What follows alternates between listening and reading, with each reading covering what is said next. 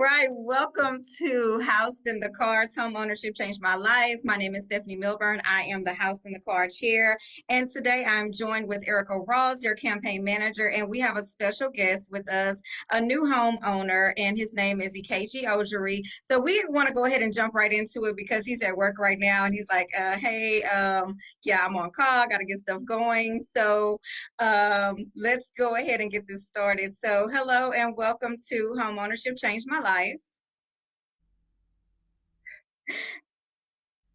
Oh, your volume. Um, Hold on. Yeah, you have can't yourself. hear you.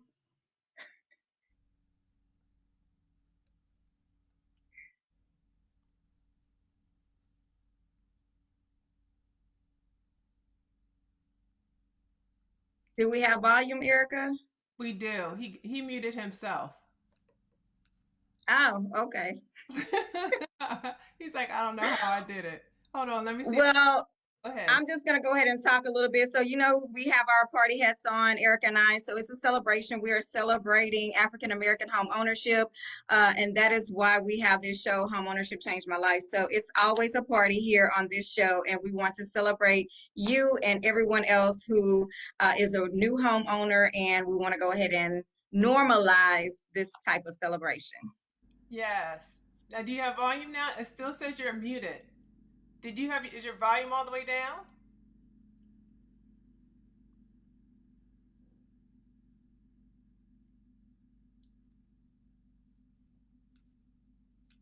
So, he's not trying to talk to us today, I see. Not. He is not. Yeah, it says the guest has muted themselves. I don't know why. Can you unmute them? Are you able to unmute him? No. I see the mute button right here on my screen. Do you see the mute button on your screen, I we don't know what you're saying because we can't hear you. Oh, let me see something.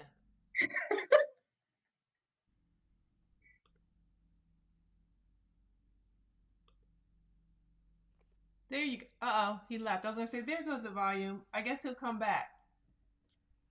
Okay, well, in the meantime, I'll just tell a little bit about him. He is a recent homeowner. I believe he just closed on his home maybe about a month ago, and I know that he had some delays. So he started the process sometime last year, and had some delays. But I know that he just recently closed. Um, I want to say either February or March, something like that.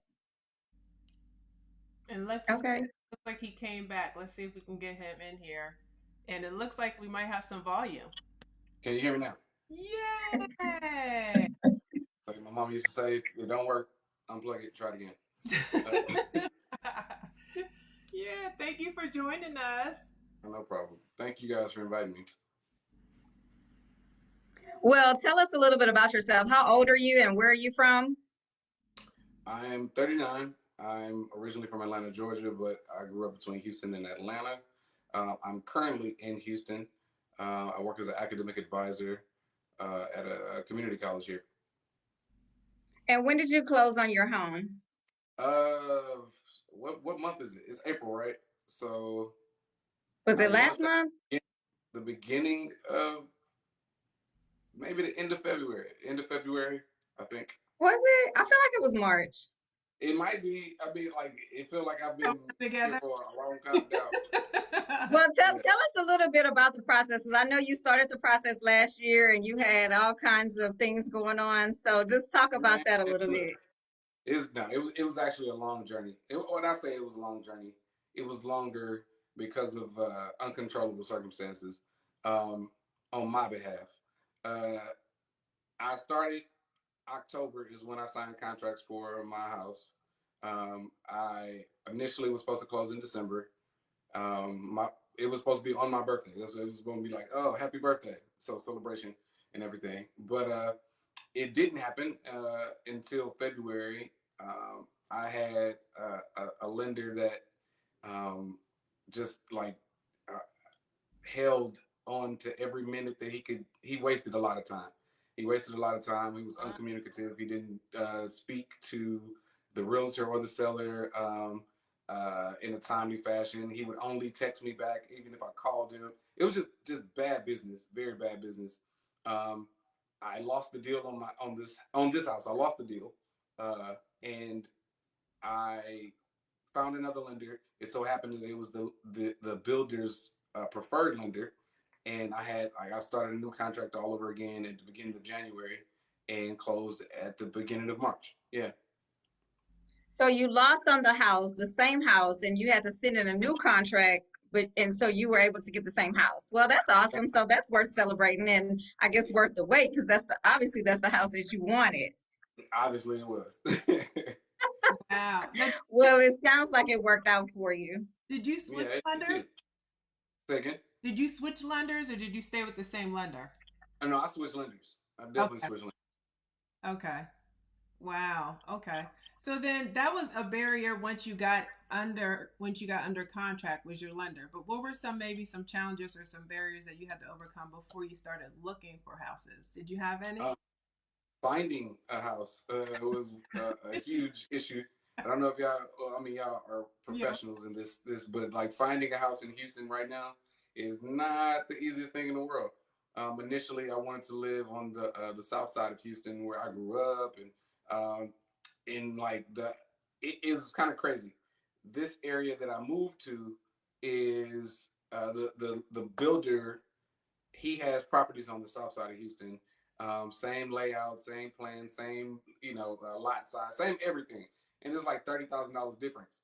And I was like, oh, okay, well maybe I need to step outside of my comfort zone. And my realtor was like, hey, check out this area. What do you think about this? And what do you think about that? I was like, okay, I feel comfortable being over here, just stepping out of, like I said, familiar territory. And what did you do to prepare? Like, what at what point in your life did you feel like, you know what, I'm tired of renting. I want to become a homeowner. When did you decide that? Last year. um, I lived in a building where I was the only black male there, and nothing against my neighbors, but last year we had a whole bunch of stuff going on in the black community, and I felt isolated. I felt alone, literally, and in a lockdown type situation where we were by ourselves. Yeah. And one day somebody asked me if I was the Uber driver, and I was like, "Yep, I'm out of here. I'm getting out of here. I don't need to be here anymore." uh, Oh no. and I mean, it's like, do that like Uber? It's like, what are you asking me to do? No issue for anybody that drives Uber. I was gonna Just say, ain't no no, wrong no, being an Uber driver, but no okay, shade I to get Uber driver. it. It was more about like, The assumption. yeah, the The assumption. profile, the Yeah, stereotype. Yeah, I get it. the black guy here in this building, because they had never seen me. I'm pretty much to myself, and it was like, yeah, you must be the Uber driver, and I was like, no, I live here. And after saying I live here 3 or 4 times, that's when they were like, yeah, I mean, so you don't have my food, and I was like, if you don't get out my face, with this. But that was like an instant switch. I need to get out of here. I need to have my own. I need to jumpstart some other parts of my life. So yeah, So he had some outside motivation, y'all, to find. definitely. Yeah. So, but whatever it takes. But were you preparing for this day, for this moment? Were you saving? Like, what is something? No, No. no, no, and no, no, Really? no, no, no, no, no, no, Stephanie, no. let me get him. Um, That's well, funny. Go ahead. the I just the messed. discipline of saving, I've had that. Was I saving? No. Amazon knew my name, like like everything, like everybody else in a pandemic. But I started immediately, turning it on and trying to get every dollar that I could, for closing costs or whatever else I needed. An issue that I had, you asked earlier, what issues might I have had? Like, I worked for myself for 4 years, Mm, so I was a 1099 employee for these different avenues, and that's how I filed my taxes. Last year, I started a position here at this community college, and but that it was a thinking like, maybe I want to buy a house, maybe I want to have that additional income. So I had self-employed money. I had money that I was making from other venues, and then I had this W-2 position as well. So one issue that I was having is that these two things are clashing. You have a W-2 and you have a 1099 from my previously filed income taxes. So there was the monies that I might have been able to get from like a first time homeowners um, like the monies that is out there to grab. I couldn't get them because I had these past income tax statements. I'm sorry. So that was See, one Eric, issue. he was preparing. He changed his job and everything. He was preparing. Yeah, I was thinking It that. was You didn't know you were preparing, but you were preparing. exactly. It was one of those things where it's like hindsight's 2020. It was like, yeah, I'm not ready. And then I was like, well, maybe I am ready. Yeah. But yeah, I got the position, um, and then I started asking a friend of mine who was my realtor, like more questions and what should I do I need to do and what do I need to have, and he was kind of preparing me, but some things he couldn't even have prepared me for, so it was just like it was a trial error and just go forth and do it kind of thing. They say jump off and grow wings, falling down. Well, shout out to your realtor. Do you want to Yeah. tell us who you worked with? We can shout Yes, out who your realtor is. great realtor. His name is Elvis Gabriel. I would love to tell you who he works for, but I don't have that information at this current moment. But Elvis Gabriel, amazing gentleman. Yeah. And So he's if you are in the Houston area and you're looking for a realtor, he worked with Elvis Gabriel. Mm-hmm. Oh, and don't forget, I'm in the Houston area too, but we'll talk about Elvis today. I Gotcha, know gotcha. that's right. So then we talked a little bit about how you financially prepare for it. So you were like, okay, I was a 1099 and then Mm-hmm. I went W-2, which Mm-hmm. a lot of people may not know because it's hard.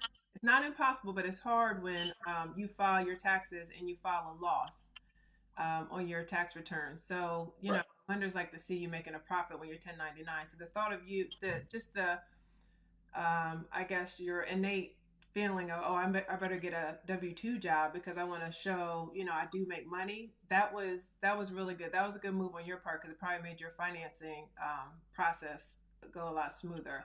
But It those that did. don't do that, you can get a mortgage with a 1099 as long as you have your 2 years of tax returns and you're showing a profit. You have to show a profit. So that goes against what most business owners want to do, but that's what lenders are looking for. So I just wanted to throw that out there. Like you can Yeah. mortgage with as a 1099 employee. And that's one of the pieces is that like as a self-employed person, like we're trying to write off as much stuff as possible because we want Yeah, to not pay taxes. are. Uh, Yeah. and I mean, and we do a great job of it, not paying back so much money Yeah. because we've done all of this stuff. But yeah, I would like I said, speak to a financial advisor or someone who knows exactly what you need to do in order to get those monies that you need. Yeah, for sure. I just want to say for those of you who are just joining, this is Homeownership Changed My Life, and we're celebrating homeownership and especially African American homeownership. We have on our party hats and we are celebrating. Yeah, so we had on some music earlier, so we came in dancing. Erica, she wanted to really do the electric slide, but I was like, no, that's too much. So We gotta we can go back to celebrate and look at him. He's like, really? Yeah. yeah, so just in case you guys are wondering why we have on our party hats, that is why. So this is a celebration, and we want to continue to celebrate African American homeownership. It's a big deal. Our homeownership percentage is very low, and we want to raise these numbers. So this is why we're here today. Yes, absolutely.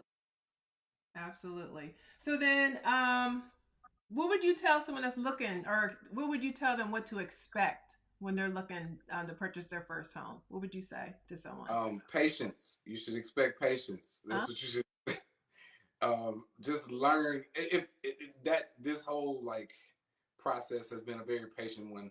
even when you think you found it and you got everything together, because there's no such thing. But like uh, Yeah. just be prepared to wait, a little bit longer than you might have to. Um, people are excited to because the numbers are low. The percentages are low for I can't even think right now. Interest Sorry. rates. Yeah, Interest interest rates. rates are low, but they're just like you came up with that bright idea to buy a house. Like so many other people have that same idea as well, and patience is a virtue. Um, but in terms of preparing and just being ready, um, just have a listen to your professionals. They know something more than what you know. Like we know that YouTube this microwave generation where we can just go find everything. And we think we know better than the professionals. Like we don't.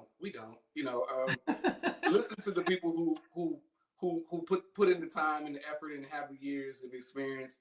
Um, I would always lean to my realtor. It's like, hey, what do you think about this, and what would you do about this? And he would always say, I'm gonna do what I need to do. I was like, hey, look, you know best is what I can say. A lot of times we want to fight for what we want to know, and it's our money at the same time. But the person that's helping us has that same investment as well. Like they want to help you. They want to put in their whole effort because if nothing more, their name is on the line, just like your money's on the line. Yeah.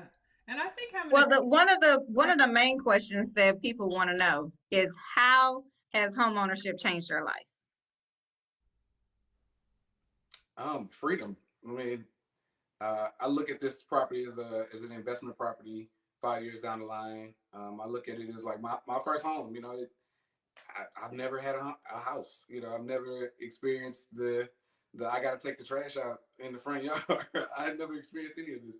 So I mean, it's a completely different feeling. Completely different. I'm looking at my neighbor's barbecue right now. I'm like, yeah, I need to get a grill. But it's it's just that the thought of what the possibilities are. 5, 10, 20 years down the line. Um, it might not be an immediate life change, but it's definitely a foresighted life change. This property will never go anywhere. I don't plan on selling. I plan on You know renting what? it. You say it may not be an immediate life change, but I think it is. I feel like when you were going through this process before you closed, you were like kind of stressed. And now that you've closed on your house, like you're not as stressed out as you were. So I think that's an immediate life change. Well, yeah. I mean, I was waiting. It's all right. Don't spend no money. that's Don't do this. that's You right. know, you, I'm sitting there. I was waiting at my mother's house. I was staying at my mother's house to before my house closed. So I'm just like, could y'all speed this thing up? So yes, I was definitely stressed. But okay, so my blood pressure went down. That's how buying a house changed my life. You Thanks. were scaring the people. Stop scaring the people. No. I'm not trying to scare people. Um, even while I was stressed, I was still encouraging people to get their money together and buy a home. I've tried to convince 3 or 4 of my friends to just step out on faith and do it, if nothing else. Yeah, yeah. And there's so many different financing programs that people don't know because they're thinking, well, the good old I need 20% down. Do you mind sharing how much you had to put down for your house? I put 3.5, 3.5%. 3.5%, y'all. That's not even close to 20%. Yeah, and my No, and my that is a huge myth. Like we have been trying to dispel that myth for so many years, and people still feel like they have to come with 20%, and that is not the case at all. Nowhere near actually that. I paid less than that. I think it was less than that. But yeah, I'm pretty sure it was less than that. But That's awesome. Awesome. So, anything else you want to add or tell the community, the viewers, about your home process, your home buying process? um, just do it. Just do it. I mean, it's Just do my it. I home. like that. Yeah, it's the simplest thing. Do it, prepare, and then do it. Yeah, prepare and then Measure. I love it. Yeah, measure thrice, measure 3 times, and then go out there and cut and get it right. Erica, do we have any questions from the audience? No, ma'am, no questions. And guess what? We can see it right on our screen now. Yeah, Oh, I can't see it. you You can. only you can see it. Oh, only I can see it. Okay, no, Yeah, only you, boo. work in process. We're a work in process. But no, there are no questions for us. Yes, we have Letitia. Thank you so much. She said congratulations to you, sir. Thank Yes. you. Yep. And then we have a someone else that said good afternoon. Another viewer that said good afternoon. Yep. So we're good. Awesome, awesome. So I just want to say thank you for being a part of Homeownership Changed My Life. Thank you for sharing your story. Thank you for, just sharing your journey with us because people need to hear it. They need to hear about the stressful moments. They need to hear about the happiness, your blood pressure going down after you closed on your house. So these are stories that we need to share because, everyone's journey is different, so we want Definitely. to bring that to the forefront and make people understand that, hey, buying a house is the way to go, but yours may not look like Ikechi, yours may not look like Erica, yours may not look like Stephanie, but at the end of the day, you will be a homeowner. And once you become a homeowner, then you can start to build the wealth through home ownership. So that is absolutely the message that we want to send. And thank you again for joining our show. And next week, we will be back with Millennial Talk Tuesday. So we're excited about that show. Of course, on Tuesday is our House in the Car Day. So we'll be back Tuesday with Millennial Talk with Leslie Ann Seal and Sasha Allen. And of course, our lovely producer and campaign manager, Erica Ross, will be behind the scenes. I may be back there too, but y'all won't know. And Yay! anyway, we love to see you guys, and thank you again for joining us again. Millennial Talk Tuesday, and then after that, we'll be back with Super Series Tuesday to continue our series of All Roads Lead Home. Yes. Till next time. See ya.